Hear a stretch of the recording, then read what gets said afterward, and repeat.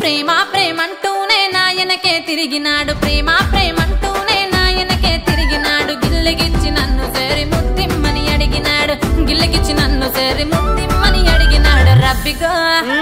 రబ్బిగో రబ్బిగో మందంతా సుత్తంటే